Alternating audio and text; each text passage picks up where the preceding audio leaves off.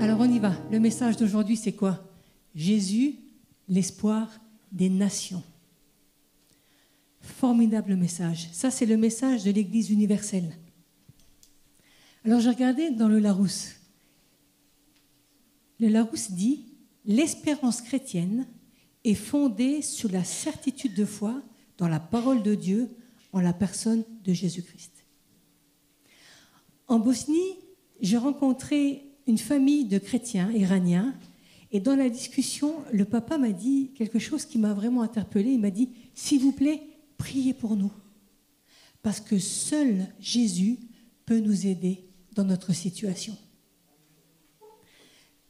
Ça fait 7 ans que nous sommes en route pour une vie avec un peu plus de sécurité. En Bosnie, nous ne pouvons pas travailler, nous sommes obligés de vivre dans le camp, mais un jour, nous en sortirons. Nous avons confiance dans le Seigneur Jésus. Dans la discussion, c'était très clair. Nous avons compris que pour eux, seul Jésus était leur espoir.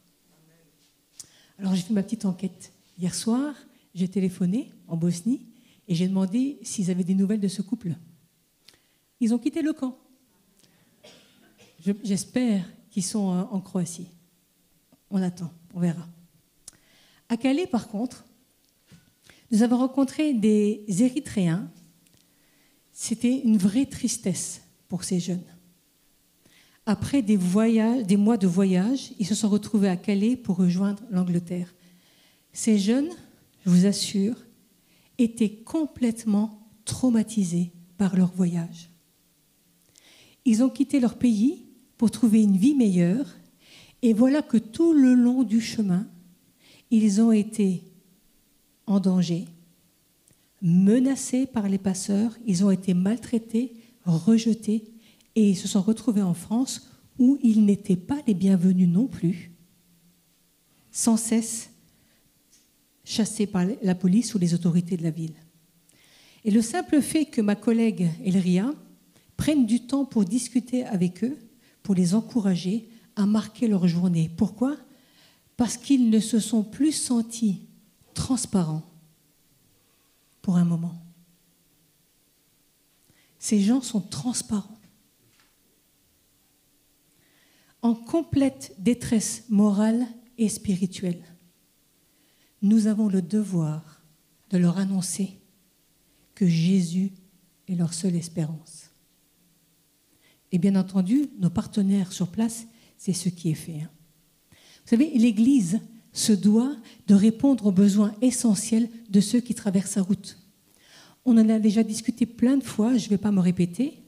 Notre devoir d'aider la veuve, l'orphelin, le pauvre de notre communauté, ou des communautés que le Seigneur met sur nos routes par le comité mission, parce que la mission, c'est ça. La mission en tant qu'aide alimentaire, merci Seigneur, n'est plus discutée dans cette Église locale. Nous avons compris, et c'est très bien ainsi, et je vous félicite d'avoir assez ouvert votre cœur pour aider ceux qui sont les plus vulnérables dans notre société. Merci Seigneur, merci pour le comité mission, merci pour le conseil des anciens, merci pour l'équipe pastorale qui nous a donné la main. Mais vous savez, on peut difficilement s'impliquer à aider les personnes dans le besoin sans essayer de se mettre à leur place. Personnellement, c'est facile pour moi. Pourquoi? Parce que mon père, après la guerre, était un réfugié italien. À 17 ans, avec un copain, ils ont tout quitté, leur famille, etc., à pied. Ils sont partis d'Italie pour arriver en France. Donc je comprends la situation. Il m'a beaucoup parlé, lui, de ses difficultés. Et je crois que c'est pour ça que j'ai ce désir vraiment intense d'aider les personnes qui font la même démarche. Maintenant, quelle est leur place au niveau spirituel? Alors j'ai fait une petite introspection pour préparer ce message et je me suis rappelé quelle était ma situation spirituelle le siècle dernier, en 1984. Ça fait longtemps, hein. Tout d'un coup, clac, on prend un petit coup de vieux. Mais je me suis rappelé quelle était ma situation spirituelle avant ma conversion. Vous savez, ce n'est pas étonnant, hein, j'étais très populaire, toujours souriante, heureuse de vivre, mais tellement mal intérieurement. En détresse sur ma vie, sur le sens de ma vie, sur mon avenir, une peur terrible de la mort. En discutant avec quelques amis cette semaine, on s'est demandé, mais vraiment très sincèrement, hein, comment on pouvait vivre avec tout ce qui se passe aujourd'hui, comment on pouvait vivre sans Dieu. Ça me dépasse. Je ne sais pas où les gens trouvent la force, avec tout ce qui se passe, de vivre sans le Seigneur. Vous savez, dans notre vie spirituelle, on a des hauts et des bas, hein, dans notre vie chrétienne. Parfois, nous pensons que nous allons conquérir le monde, hein, et parfois, on n'arrive même pas à prier ou à lire la Bible. Pourtant, le Seigneur reste à nos côtés. Il nous soutient dans nos moments de difficulté. Ne nous décourageons pas, parce que la vie sans lui, ce n'est pas la vie. On est d'accord, hein? Ne soyons pas distraits. Ne soyons pas distraits par les activités. Ne soyons pas distraits par les biens matériels. Ne soyons même pas distraits par les relations. Les relations amoureuses ou amicales. Tout cela, ça passe. Mais pas l'éternité de notre âme. Vas-y, Ray. Un jour, j'ai rencontré Jésus-Christ qui a changé ma vie et m'a donné une espérance. Alléluia. Amen. J'aimerais développer 2 points de réflexion. Quelle espérance m'a-t-il donné? Est-ce que cette espérance a éloigné de moi les luttes et les difficultés? La réponse à ces 2 questions se trouve dans 1 Pierre 1, versets 3 à 9. Est-ce que vous avez un sentiment de déjà-vu? Non? 1 Pierre 3, c'est le texte que j'ai utilisé la dernière fois que j'ai prêché. Mais cette fois-ci, on le regarde d'une autre manière. Allons-y, Ray. Il y a 3 slides. Chantons la louange de Dieu, le Père de notre Seigneur Jésus-Christ, dans sa grande bonté. Il nous a fait naître une 2e fois en relevant Jésus-Christ de la mort. Nous avons ainsi une espérance qui fait vivre. Et nous ne pouvons attendre avec joie les biens que Dieu garde pour nous. Il les garde pour vous dans les cieux, là où ils ne peuvent s'abîmer, ni être salis, ni disparaître. Et vous-même, si vous croyez, le Dieu puissant vous garde pour vous sauver. Ce salut, on le connaîtra à la fin des temps. C'est pourquoi vous êtes remplis de joie, même si toutes sortes de difficultés doivent vous rendre triste pendant un peu de temps. Ces difficultés servent à montrer la qualité de votre foi. L'or peut s'abîmer, pourtant on le met dans le feu pour voir s'il est pur. C'est pareil pour votre foi. Elle est plus précieuse que l'or, mais elle aussi est mise à l'épreuve. Alors quand Christ paraîtra, vous recevrez honneur, louange et gloire à cause de la qualité de votre foi. Jésus, vous ne l'avez pas vu et pourtant vous l'aimez. Vous ne le voyez pas maintenant et pourtant vous croyez en lui. C'est pourquoi vous êtes remplis d'une très grande joie, une joie si grande qu'on ne peut même pas en parler. Cette joie, vous l'avez parce que vous êtes sauvés. Voilà la réponse que vous gagnez en croyant en Jésus. Quelle espérance m'a-t-il donné? La promesse d'une vie régénérée avec comme finalité la vie éternelle. Vous savez, nous devenons enfants de Dieu et nous entrons dans un processus de sanctification qui devrait changer de façon drastique notre vie. J'ai bien dit qui devrait. Parce que là, nous allons voir la différence entre une conversion à Jésus-Christ et une adhésion à une religion. Pourtant, pas de panique. Chacun a son rythme. Les changements de vie sont radicaux pour certains, comme moi, parce que je suis radicale dans tout, même dans les changements de vie. Mais pour certains, ils sont plus lents, ils sont plus doux. Cette transformation prend plus de temps. Mais pourtant, les fruits de l'esprit, ou les fruits de la conversion, pardon, le fruit de l'esprit, doivent se voir à un certain moment dans sa vie. Vous savez, c'est le Saint-Esprit qui nous conduit dans la vérité et qui génère en nous cette transformation. C'est lui qui nous convainc de péché et qui nous donne le désir de changer de vie. C'est le Seigneur.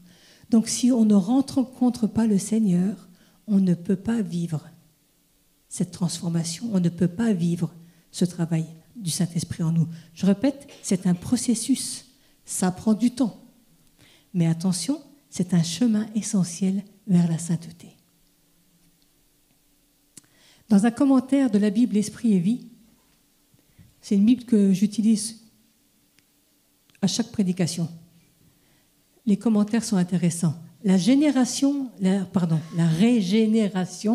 s'accomplit dans la vie de ceux qui se repentent de leurs péchés, qui se tournent vers Dieu et qui se confient en Jésus-Christ comme leur Seigneur et Sauveur.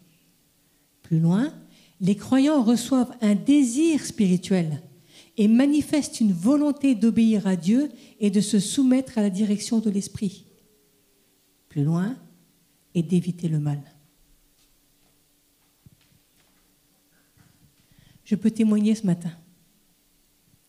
J'ai vu d'incroyables vies transformées tout au long de mes voyages missionnaires. Des personnes retrouver l'espoir d'une vie meilleure avec Dieu. Des changements de mentalité, des prises de décisions bien meilleures pour leur famille. Des frères et sœurs qui ont décidé de prendre soin de leur propre famille. J'ai vu des communautés changer et devenir des témoins vivants de la puissance de Dieu dans la vie de la communauté. J'ai vu des réfugiés, écoutez, chanter de tout leur cœur leur vie nouvelle dans les camps où ils vivaient l'horreur tous les jours de leur vie.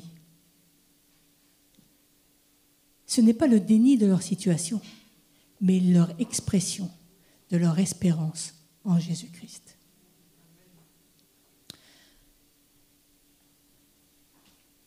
Ça change notre vie. Alors, quelle est cette espérance? L'espérance de la vie éternelle. Ce terme espérance ou espoir ne veut pas exprimer de l'incertitude, mais il exprime plutôt l'attente confiante de la vie éternelle. Nous n'avons aucun doute sur le fait que nous avons la vie éternelle en Jésus-Christ. Sa mort et sa résurrection nous y donnent accès. Alors quand je vous dis « j'ai l'espérance de la vie éternelle », ça n'est pas une expression de doute du tout.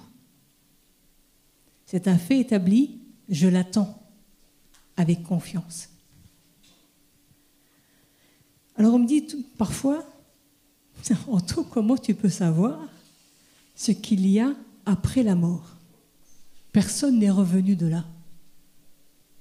Ben si. Il y a quelqu'un qui est revenu de là. C'est qui? C'est Jésus. Ouais. Alors ce n'est pas vraiment un argument. Pardon de dire cela, je vais dire quelque chose qui n'est pas très populaire, mais moi je n'ai pas vraiment confiance en ceux qui témoignent qu'ils ont vu une lumière, un tunnel ou autre chose de ce genre. Franchement, je ne sais pas quoi penser de ça. Je ne dis pas que c'est bien, je ne dis pas que ce n'est pas bien, je ne sais pas. Mais je sais quoi penser de ce que la Bible nous dit concernant l'éternité et notre place au ciel. Ça, je sais quoi en penser. Qu'est-ce que la Bible nous dit? Vas-y, Ray, Jean 14. Que votre cœur ne se trouble point. Croyez en Dieu et croyez en moi. C'est Jésus qui parle. Il y a plusieurs demeures dans la maison de mon Père. Si cela n'était pas, je vous l'aurais dit, mais je vais vous préparer une place. Et lorsque je m'en serai allé et que je vous aurai préparé une place, je reviendrai et je vous prendrai avec moi afin que là où je suis, vous y soyez aussi. Merci Seigneur, c'est exactement ça. Voilà exactement où je veux être. Là où est Jésus, c'est là où je veux être. Et nulle part ailleurs, pour mon éternité. Alors, vas-y Ray, est-ce que cette espérance a éloigné de moi les luttes ou les difficultés? Sûrement pas, hein? Revenons à 1 Pierre 1. C'est pourquoi vous êtes remplis de joie. Même si toutes sortes de difficultés doivent vous rendre triste pour un peu de temps,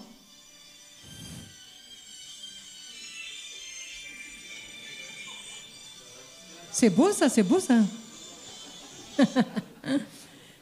C'est pourquoi si vous êtes remplis... je recommence alors. C'est pourquoi vous êtes remplis de joie, même si toutes sortes de difficultés doivent vous rendre triste pour un peu de temps.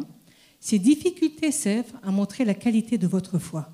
Plus loin, alors quand Christ paraîtra, vous recevrez honneur, louange et gloire à cause de la qualité de votre foi.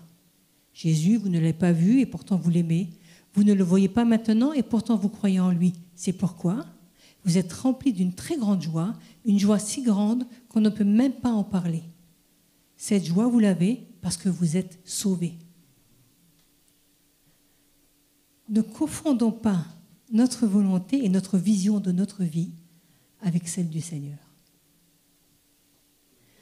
Notre foi ne doit pas dépendre de ce que Dieu fait ou ne fait pas, mais de la paix et de la joie qui accompagnent chacune des circonstances de notre vie.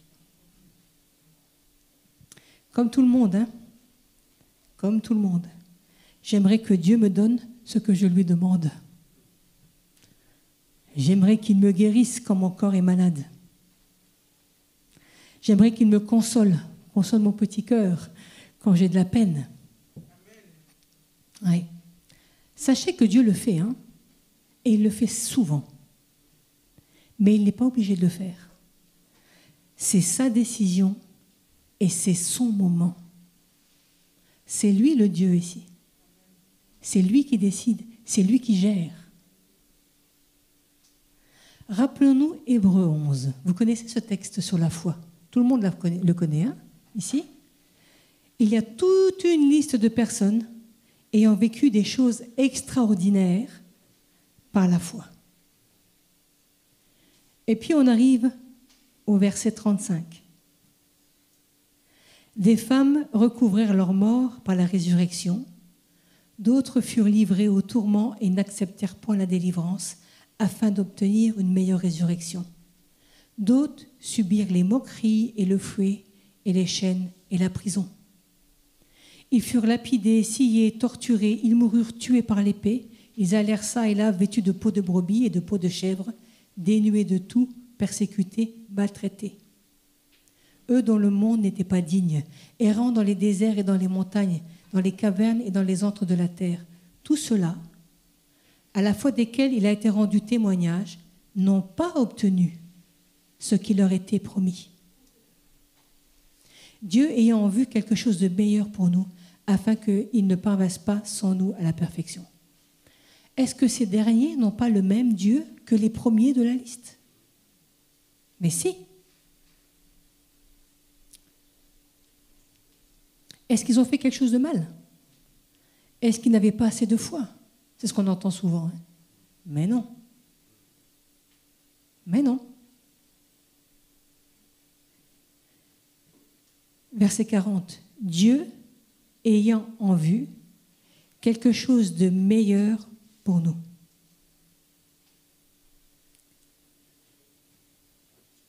Vas-y, Ray. Notre foi ne doit pas être le sujet de notre foi, mais c'est Dieu qui l'est. Cela nous enlève le poids du gagner ou du recevoir à tout prix pour être soumis à la volonté de Dieu. Excellent. Merci Jacques. Ouais. Ça nous enlève le poids de toujours gagner, de toujours avoir, de toujours recevoir ce que l'on demande au Seigneur.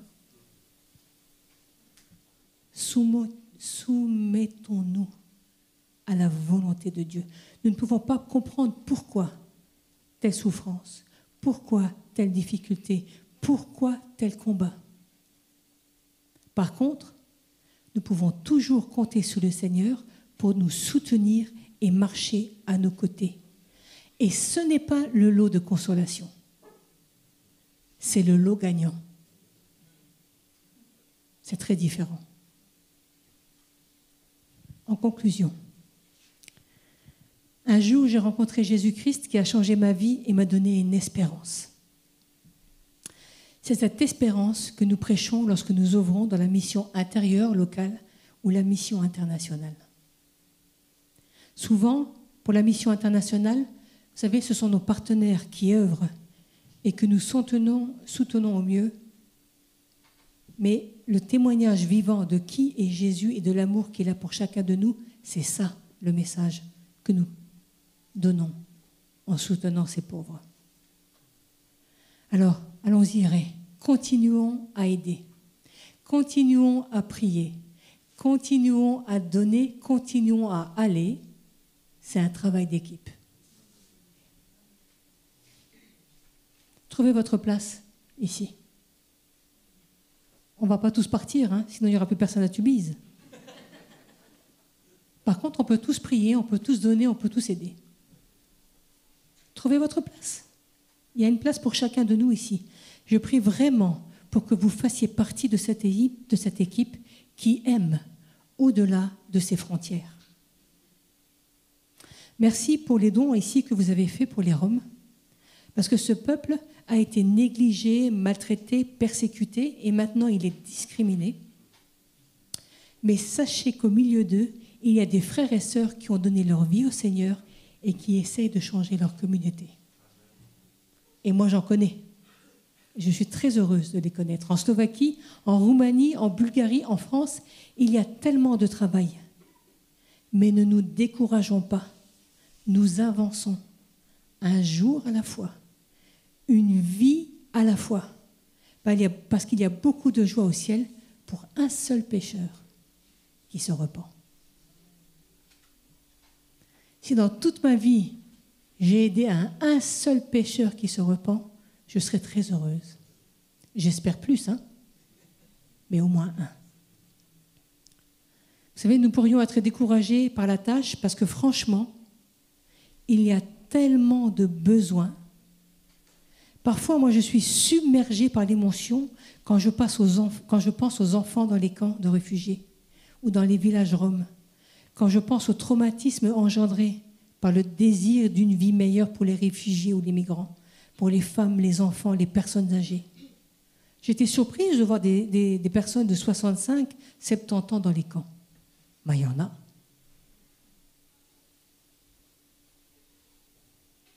S'il vous plaît, pensez à eux dans la prière.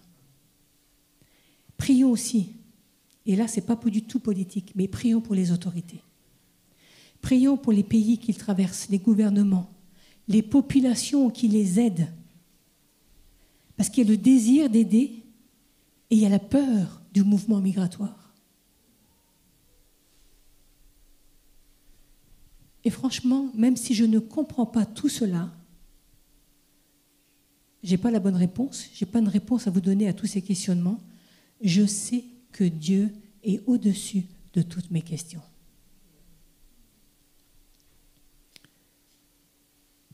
Lui sait. Et j'ai confiance, une confiance aveugle et totale, parce que mes limitations personnelles ne me permettent pas d'avoir une vue générale de la situation mondiale. Mais lui sait. Amen.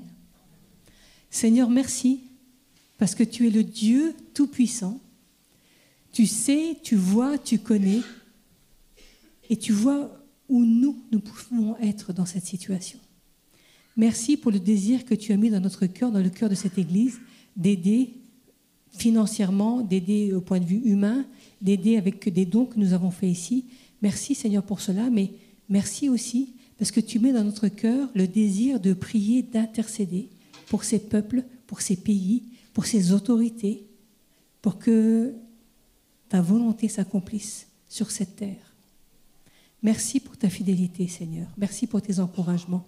Merci pour les vies que tu sauves. Merci pour chaque fois où le message de l'Évangile est prêché en action, en parole, en acte. Merci pour cela, Seigneur. En fin de compte, notre désir, c'est voir ton nom élevé au milieu de toutes ces situations que nous ne comprenons pas, mais que toi tu connais. Merci pour cela, Seigneur. Touche notre cœur ce matin. Amen.